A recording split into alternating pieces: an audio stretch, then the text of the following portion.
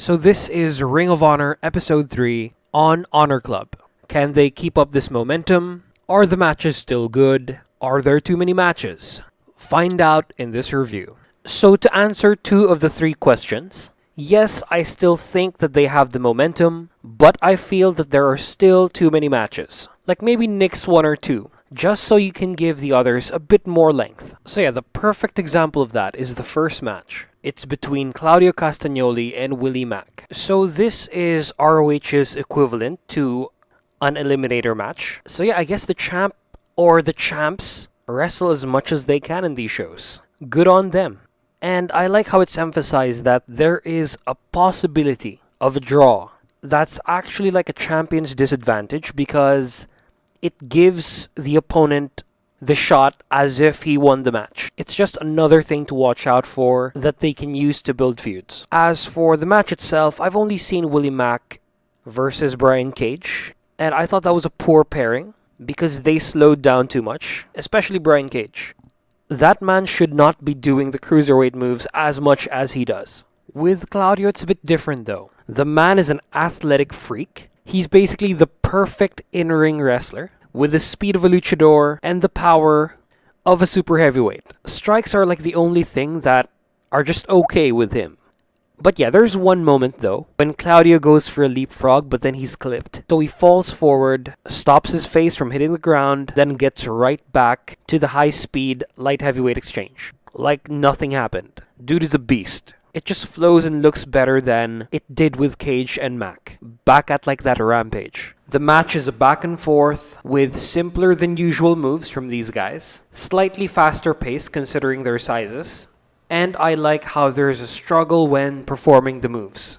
Top 3 spots of the match. Number 3 is this Willie Mack horizontal kick. Number 2 is the standing moonsault for the near fall that Willie Mack just executes with perfection. And then the number 1 spot is a running European uppercut that they're trying to build up as this devastating move. Like this is the one that took out Evil Uno. I would have preferred like the pop-up European uppercut, but this is fine. Match is a bit too short though. It doesn't reach that level of epicness that I keep saying in my videos. They don't reach the next gear. They don't heat up the intensity enough. So yeah, this is a TV undercard, pay-per-view undercard match. It's pretty good, but it could have been better given more time. So after this is Mike Bennett versus Dante Martin. So this is a match that's part of like a tag team rivalry. And of course, basic booking, book them in singles matches in different permutations. Maybe next week is going to be Taven versus Darius. And then it ends up actually being that way. They do it in a promo later. But I don't know if it's going to be as good as this because this is between the two superior members of each team. We all know what Dante can do. He's an Osprey level high flyer who gets all the air and is so light on his feet, while Bennett is a stiff striker with a cool moveset.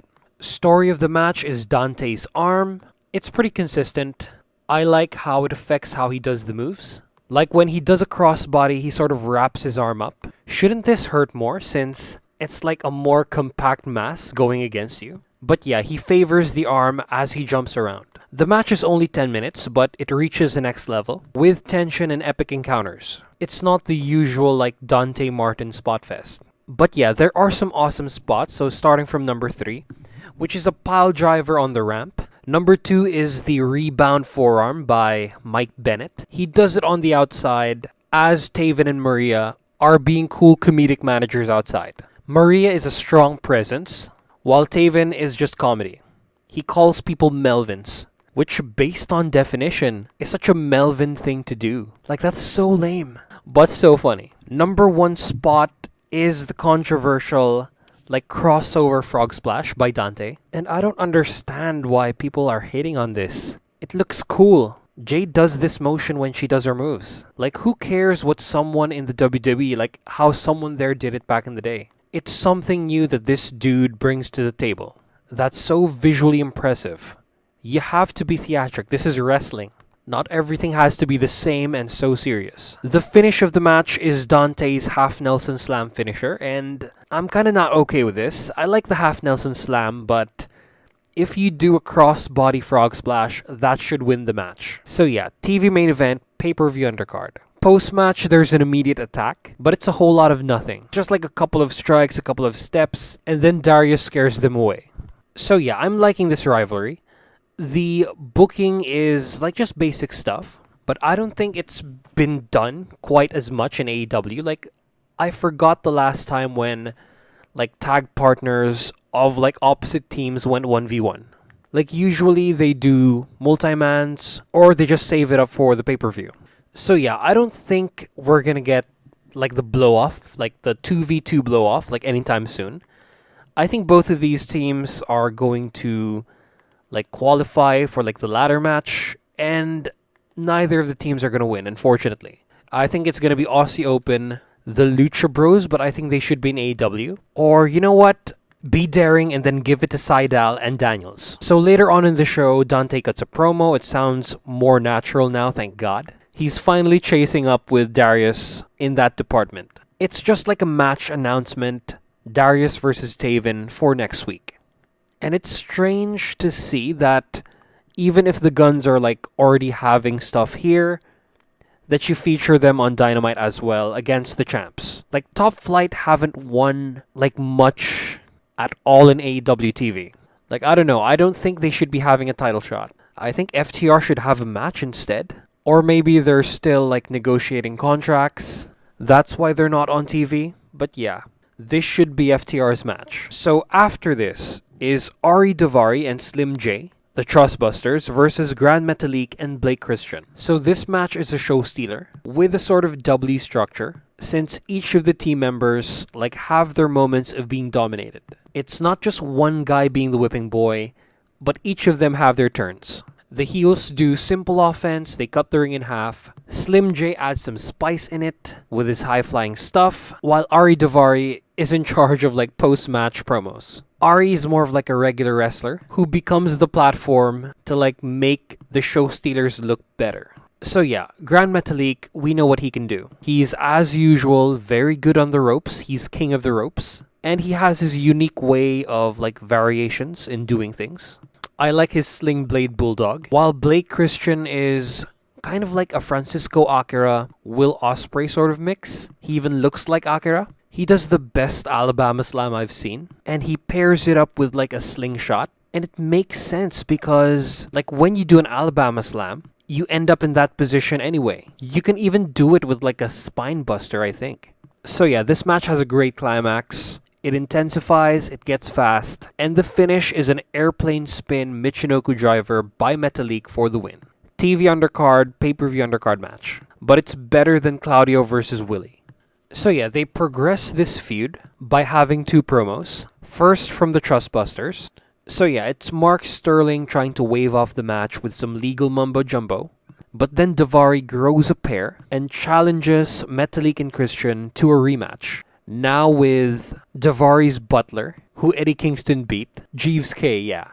So we all know Daivari can cut a promo. Not much changes here, but just like with like the rest of Ring of Honor. It's very simple story builds that revolve around one person beating the other. It's something that AEW itself should be like opposite to. And they're doing it well, but maybe vary it up in the future, since we can only see this so many times before we get bored. And I'm gonna talk about that later when we get to the Eddie Kingston match. So the faces respond to this, like Metalik and Christian, by bringing in AR Fox. Yeah, it's gonna be a fun match. Metalik, I think, is better at English than Ray Phoenix. His promo was more well put together, but short and sweet, and still a bit limited. Blake Christian is better on the mic than I expected. He has this like rhythmic promo style, like he's half baked and half putting on a performance. Very good thing to set you apart from the rest. So yeah, I think these two teams, them and the Trustbusters, will make it to the ladder match. So Mark Briscoe video segment. It's just a highlight package with narration by Ian Riccoboni explaining how much the TV title means to Mark Briscoe. But then thankfully it's followed by a video promo. It doesn't progress the main story, but it's like setting up a side quest for Briscoe before the TV title. He's gonna go up against Tony Nese, we know that's gonna be a good match, but we need the promos. Like, we need the face-offs between Joe and Briscoe as well as Eddie and Claudio. Like, we need these guys to tear into each other. to just verbally destroy, tear each other down. And that's what I think is missing with this episode of Ring of Honor. We're so close to the pay-per-view.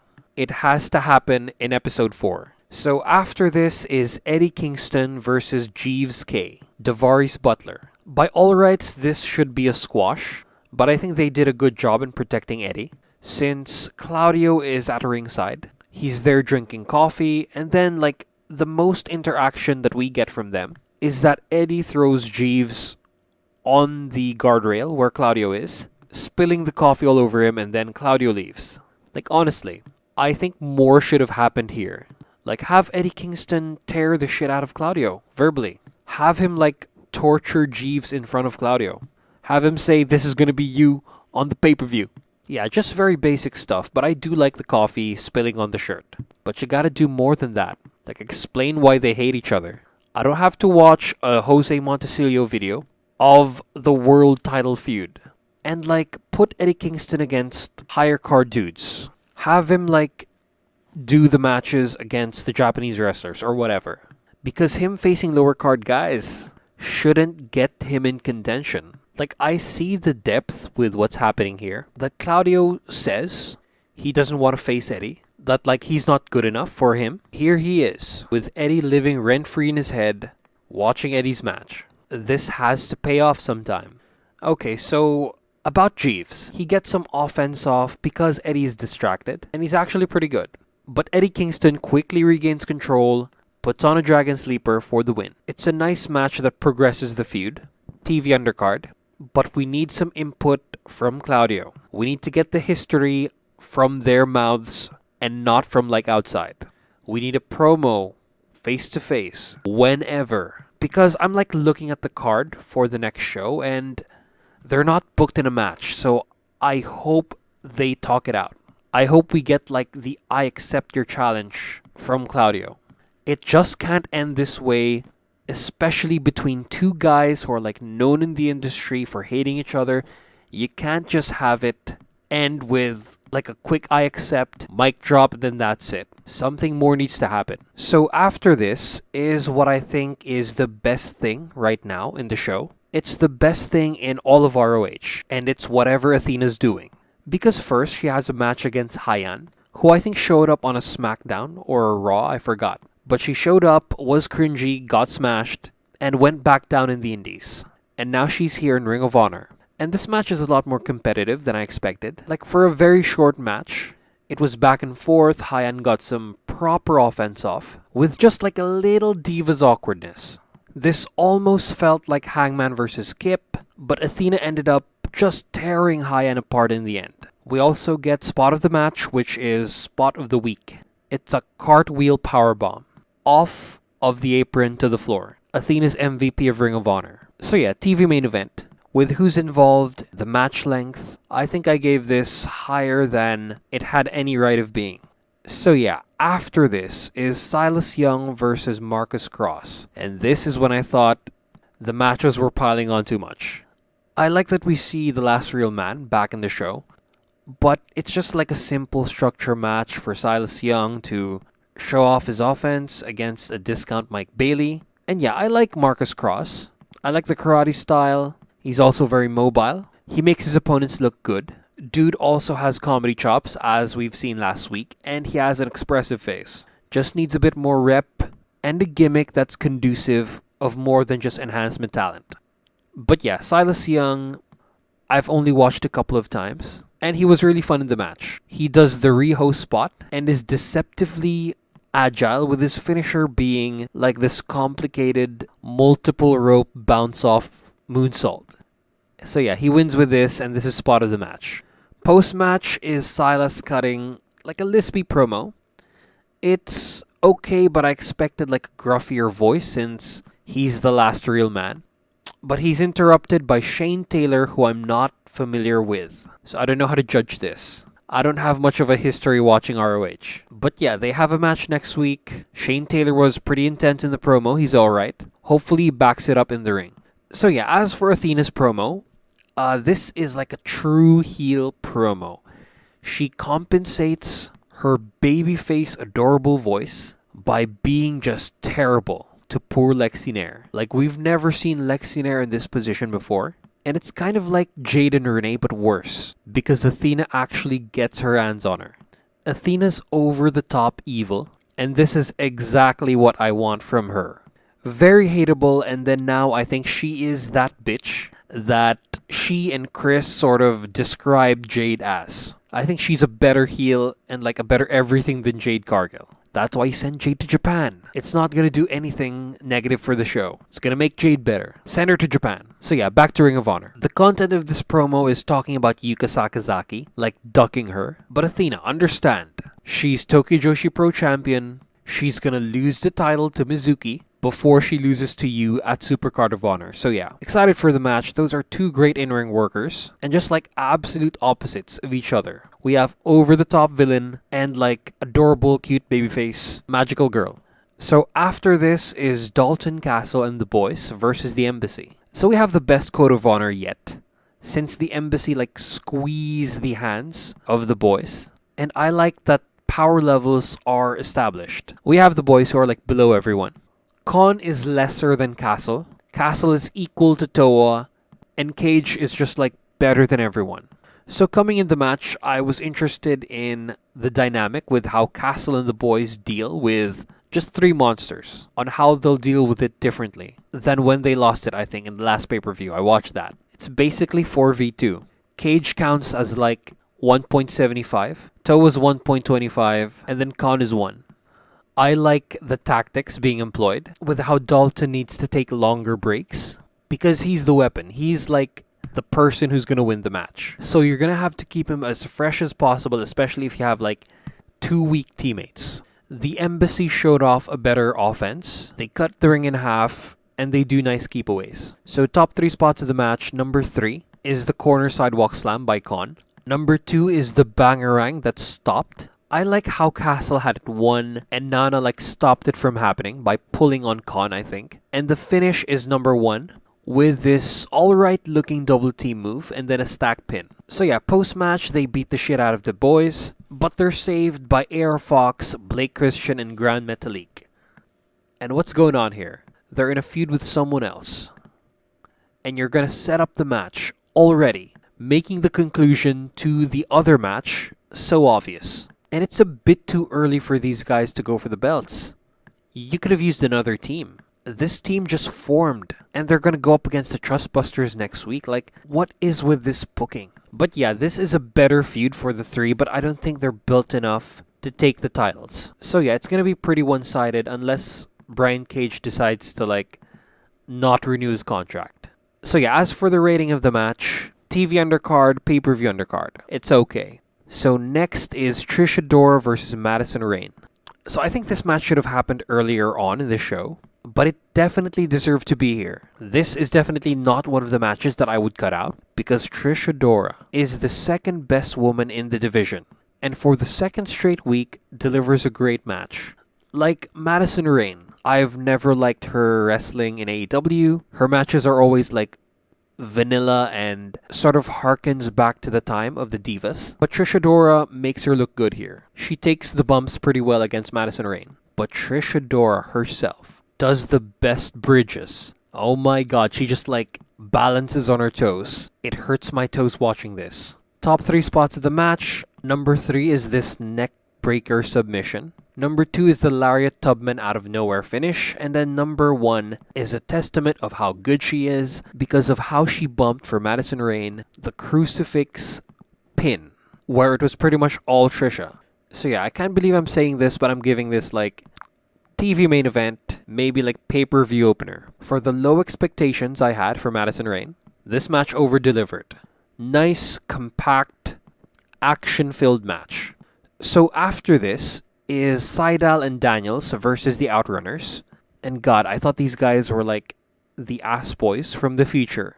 They're like a bunch of throwback characters from the 80s. I think this is from the 80s. When I first saw this, like the graphic of this, I thought initially that, oh my god, let's just move on to the main event. We have like another dark quality match, but it's not. It's actually really good. The match was way better than it was on paper. The Outrunners are so fun and like bumping. They're kind of like Frankie Kazarian but less bumpy. And I also like their like very 80s way of moving. CD didn't do much, but Matt Sydal is something else. It's like he's fully motivated. It's like dude was finally told that he can win sometimes and not never. This is his best match, I think, in the TK promotions. Very mobile, moves like a young man. And I wouldn't be opposed if you put him in a world title match or like a TV title match. He's finally utilized properly here in ROH. So top spots of the match. Number 2 is the finish, which is like a page turner that turns into like an SOS pin. And number 1 is this kick combo by Sydal. Looks really good. It's like he's turning back time. TV main event. It doesn't get as epic as like the other matches that I rated higher in the show. So after this is a post-match like challenge by Aussie Open. Kyle Fletcher leads the promo. He sounds very young. He sounds like a teenager, like a punk, cheeky teenager twat. But it's a decent promo. Words are understood clearly, even with the accent, and it gets intense. Mark Davis is gruffier, but it's sort of like monotonous. The content is just calling Daniels and Sydal old, and that's it. It's okay. And I don't like that they leave when CD cuts his promo, which is just like a house show promo. We should have gotten the reactions when CD and Sydal accept. It's just something about them being good looking, and it's like an elder statesman CD. Not much substance, just like with most promos of the show except from Athena. And maybe Wheeler after this. Because next match is Wheeler Yuta versus Clark Connors. So Wheeler is much better at promos when he's not gassed as hell. Because he cuts a good promo in the video package. Voice sounds deeper and less whiny. And also after the match, it's of the same quality. So I'm starting to really like pure matches. I like the rules, especially regarding the rope breaks. The punching though, thankfully, was not as devastating as like a punch with brass knucks. It's more of like a heel thing in this match. I like that a New Japan graduate is in the match. So very fundamentally sound. Those dudes are who are trained from their dojo. And Connors is such a good babyface with more like a power-based style. A lot of running moves. He's a good wrestler, but that's not like the focus of his style. I want to say he's like a Rhino, but it's not that. I think he's pretty unique. He brings the in-ring intensity and charisma. I think it worked on the crowd as well because unlike last week's crowd, they were more into this. Story of the match is the use of the punches. And a side thing is Connors' arm. It's sold enough, but not as exaggerated as like last week's match with Thatcher. Like Connors sort of forgets about it, and maybe that's my biggest criticism of this. But to be fair, Wheeler doesn't work on it as much as he did with Thatcher's. The finish is the Rings of Saturn converted to a seat belt. 1, 2, 3. So for the top spots, number 3 is the finish. I like the urgency of converting a submission to the seatbelt. Number 2 is like this prison lock by Wheeler that Clark escapes by expending his one warning punch for the entire match because like the slaps don't work. He needed to hit Wheeler. And as for the number 1 spot of the match, it's the pounce. It comes out of nowhere. Wheeler like flies across the ring, making Connors look like a beast. So yeah, post-match is an arrogant handshake, and I think a better promo. Less whiny, deeper voice, and this is the sort of style that is conducive of an elevation of Wheeler. It's more coherent, it sounds more intimidating, and the content is him challenging Katsuyori Shibata while doing like the Indian sit pose with the title in the ring. So yeah, I don't know where this is going. I don't know if they're just gonna have Shibata lose to Wheeler, because I don't think Wheeler is at that point yet. I think Shibata wins. I think it'll be sick if he's actually like the pure champion. It's a match type that demands less of oneself. It's less dangerous. He doesn't have to take dangerous bumps. It's like more mat-based, more submission-based. He'll fit right in. And he can draw viewers to ROH. Like, especially if that's the only place where he like exclusively is allowed to wrestle. It's gonna get that subscriber count up. Like, Shibata being pure champion is going to elevate that belt to be equal to the TV title. That's how much having Shibata exclusively wrestle in Ring of Honor will help like everything. So yeah, again, I forgot to give the rating. So it's about a TV main event pay-per-view undercard and it's match of the night. So yeah, as a whole, I think the show is like not as good as episodes 1 and 2. Episode 4 actually looks worse, like the card, like optically, the eye test. But if it has the story progression, the feud progression that we desperately need, especially for the world title. Like at this point, we've had more build for the pure and the women's title than the TV and the world. Maybe like cut one or two matches out of the show and lengthen some of the others that deserve longer runtimes. But yeah, that's it for the criticism. It's alright, but it's the weakest of the 3 episodes so far.